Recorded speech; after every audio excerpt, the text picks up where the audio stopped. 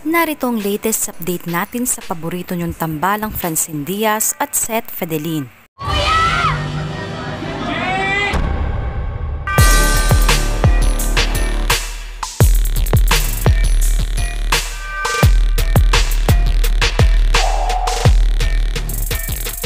Hindi kinaya ng mga cast ng Fractured ang mga rides sa Enchanted Kingdom. May mga nahilo, may mga nakapagmura, at ang iba naman ay natakot sa sobrang taas ng ibang rides. Todo sa kakasigaw ang cast at sobrang nag-enjoy ang lahat sa na-experience nilang ito. Guys, nagmumura sila, so maririnig na po. Kabado ang lahat at natatakot bago magsimulang umandar ang rides.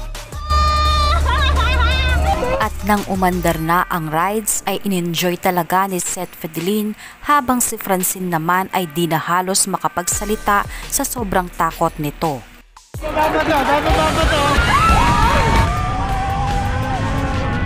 At nang matapos ito ay may nasabi si Francine Diaz.